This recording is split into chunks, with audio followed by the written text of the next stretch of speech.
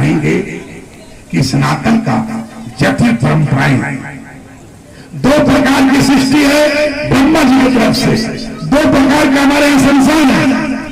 एक तो चितावली होती है और एक मरघट होता है, जो 5 साल की 2 साल की मेरी भाई बंधु बहनें छोटे अवस्था में जो शहीद पूरे कर जाते हैं, मरघट में उन्हें डाला जाता है, चितावली नहीं दी जाती है। इसी से इन सन्यासियों को बाल समझते हुए, भगवान के चरणों में समझते हुए, इस परंपरा के हिसाब से वो जो भगवान आदि गुरु शंकराचार्य, गुरु गोरखनाथ जी और भी कई ऐसे महापुरुष थे जिन्होंने तय किया या तो भूम समाधि, हमारा शरीर किसी न किसी के मरने के बाद दान हो जाए।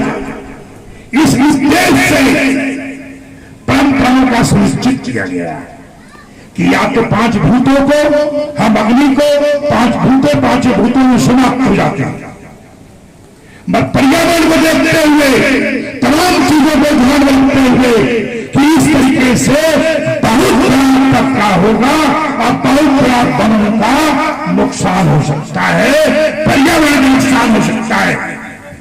इसलिए चिंतन करते हुए मेरे शरीर को दान करने का तजवीज है।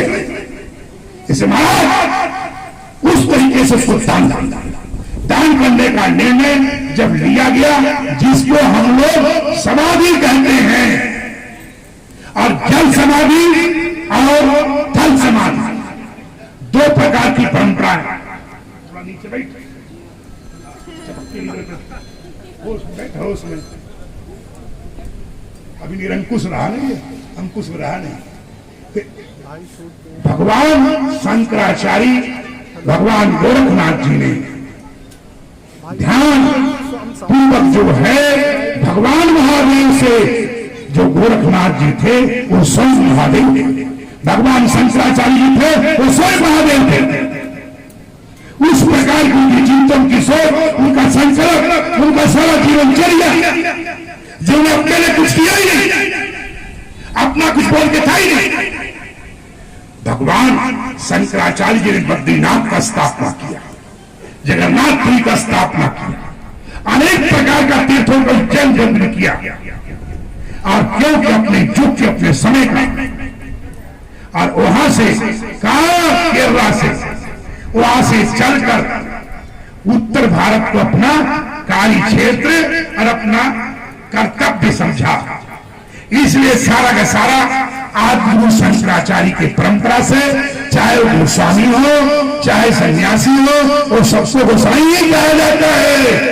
ऐसा नहीं कि जो ऊपर बैठे सन्यासी नागा, इन्हें कोई और जाति नहीं कहते, इन्हें भी गोसाई ही कहते हैं, क्योंकि भाषा किसका है?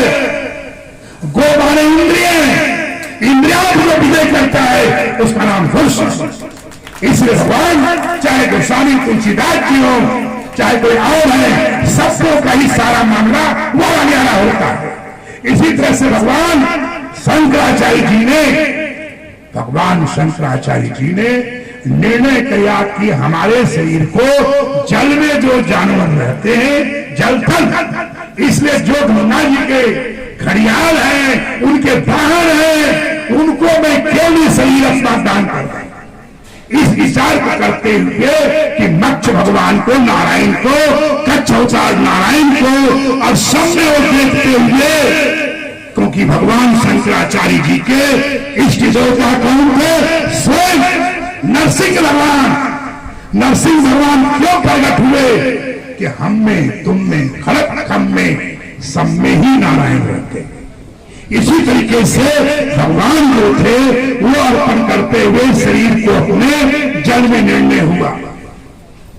उसके बाद उच्च न्यायालय, सर्वोच्च न्यायालय का आदेश आने के कारण कि गंगा जी में सौ नहीं बहाई जा सकती है, अनेक प्रकार उच्च कोटि के हमारे जो प्रबंधक थे, जिनको प्रजातंत्र में सम्राट भी कहते हैं, विधायक भी कहते हैं, संसद भी कहते हैं, मिनिस्टर भी कहते हैं, मुख्यमंत्री भी कहते हैं, प्रधानमंत्री, राष्ट्रपति, जो इस समय के राजा महाराजा सम्राट के नाम से जाने जाते हैं।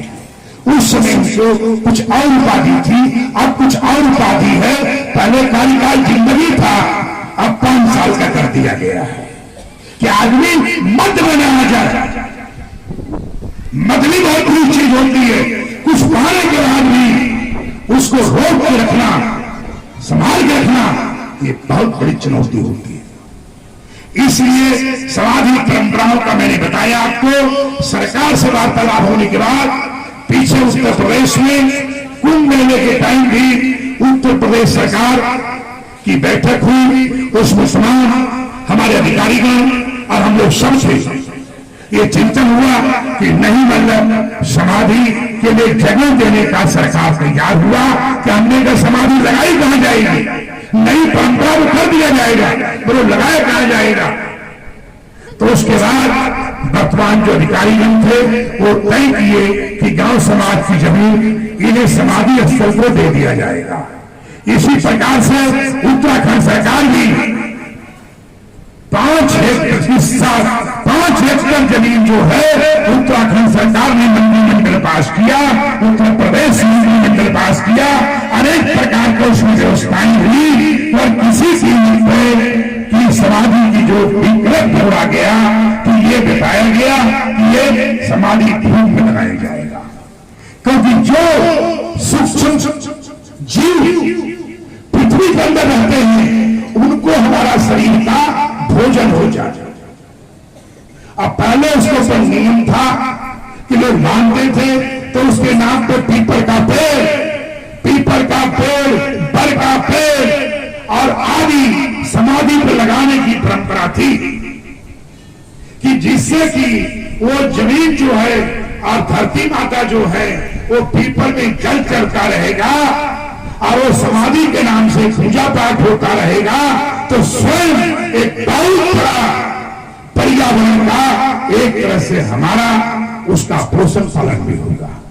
इसी तरीके से एक जो हमारी भगवान शंकराचार्य के चिंतन सोच के हिसाब से ही वो व्यवस्था कायम हुई और उसके बाद एक पीपल पर ये तमाम चीजें लगाया गया जिससे पर्यावरण सुरक्षित रहेगा।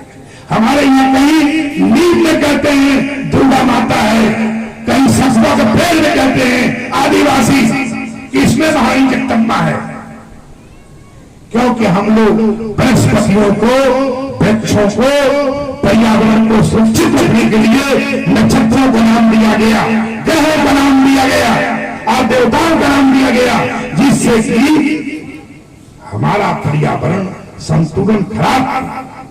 कुछ बीच में काल ऐसा आया, लोग आए, पेड़ों पर टैक्स लगा दिया, आमों के पेड़ पे इस पे उस पे, नतीजा हुआ कि उनका खेती के लिए कुछ जमीन खाली होगा और आज हमारी स्थिति ये हो गई है कि हमें बाहर से मंगाने की नौबत आ गई।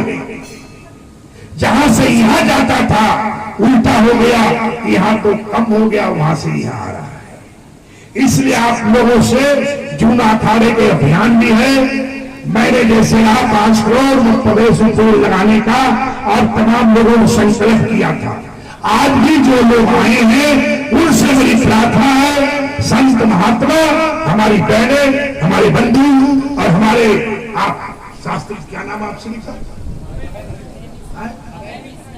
अभय मिश्रा जी, जो कि नाम है अभय, परशुराम को धैर्य नहीं पड़ेगा कहने का नामी तथा नाम तथा गुणम। इसी तरह से राष्ट्रपति के द्वारा आप सम्मानित भी हैं।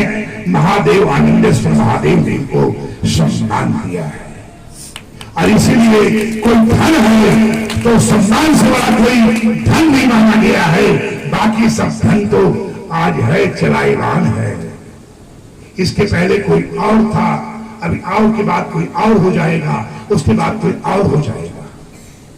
हमारे जगह पहले कोई और था, जून अखाड़े में किया, उससे पहले कोई और था, उससे पहले कोई और था। अफसोस है कि हम नहीं रहेंगे, क्योंकि मृतलोक की परंपराएं चलाएवान है, सब कुछ चलाएवान है, यहाँ अस्थायी कुछ भी नहीं। इसलिए प्रजातंत्र को बीज बोते हुए, परंपराओं करते हुए और जैसे हाथी पे अंकुश होना जरूरी है, घोड़े का लगाम होना जरूरी है, इसी तरह व्यक्ति के ऊपर भी अंकुश होना जरूरी है।